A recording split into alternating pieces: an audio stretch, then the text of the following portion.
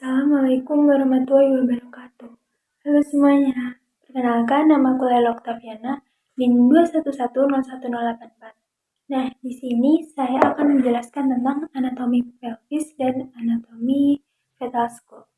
Oke, langsung aja. Yang pertama adalah anatomi pelvis. Jadi, tulang penyusun pelvis itu ada 3.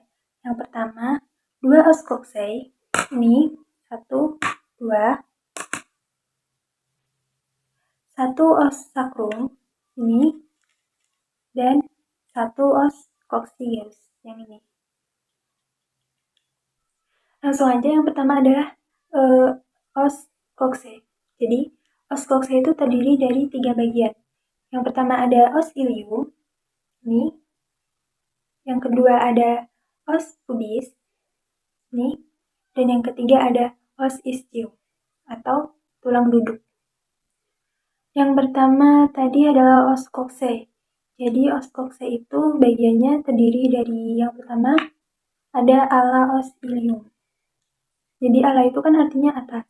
Jadi berada di atas ini disebut ala os ilium. Terus ada crista iliata ini. Jadi bagian yang tebal ini disebut crista iliaca. Dan jika disentuh itu akan terasa sedikit kasar. Selanjutnya terdapat bagian yang menonjol ini. Di bagian depan disebut dengan spina iliaca anterior superior, dan bagian yang di bawahnya yaitu spina iliaca anterior inferior. Terus kita balik. Terus di bagian belakang ini ada spina iliaca posterior superior, dan yang di bawahnya ini ada spina iliaca posterior inferior. Ada lagi nih bagian yang menonjol tapi di bagian belakang ini namanya pinna ischiadica. Yang atas namanya insicura ischiadica mayor, dan yang bawah namanya insicura ischiadica minor. Selanjutnya bagian ini disebut linea arcuata. Dibedakan menjadi 2. Linea arcuata dextra yaitu yang sebelah kanan ini, dan linea arcuata sinistra yang sebelah kiri. Jadi linea arcuata itu membagi antara pelvis mayor dan pelvis minor. Bagian yang seperti mangkok ini disebut dengan acetabulum. Jadi acetabulum ini adalah tempat melekatnya tulang pada kaki. Untuk yang kedua yaitu bagian dari os ischium. Os ischium atau tulang duduk ini. Jadi di os ischium itu ada korpus. Yang pertama korpus itu artinya badan. Ini badan. Terus ada ramus superior yang ini, dan ramus inferior. Nah, terus selanjutnya lubang ini disebut foramen obturatium. Selanjutnya bagian dari os coxae yang ketiga yaitu os pubis. Sebelah sini. Ini os pubis. Nah, jadi sebelah sini itu namanya symphysis pubis atau tulang kemaluan. Nah, itulah tadi bagian dari os coxae. Nah, selanjutnya bagian dari os sacrum. Ini. Yang dalamnya ini. Yang dalamnya sini. Jadi os sacrum itu terdiri dari, yang pertama adalah ala os sacralis. Ini ala itu atas, jadi berarti bagian yang atas ini disebut ala os sacralis. Terus ada foramen sacralia, yaitu yang disebut ini, lubang-lubang ini disebut foramen sacralia. Terus ada promontorium ini, dan ada pubis arch. Pubis arch itu ini, yang area os sacrum ini. Selanjutnya kita balik. Tulang yang di tengah ini disebut crista sacralia media, dan yang di samping sini disebut crista sacralia lateris. Baik, selanjutnya bagian dari os coccygeus atau tulang ekor.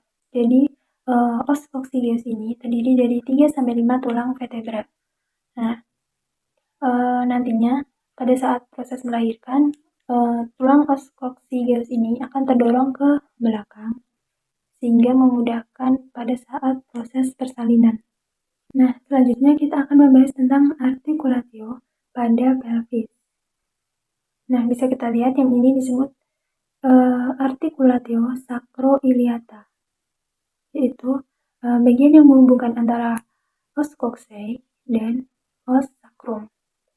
Dan di sini juga terdapat articulatio sacrococcygeus, yaitu bagian yang menghubungkan os sacrum dan os coccygeus.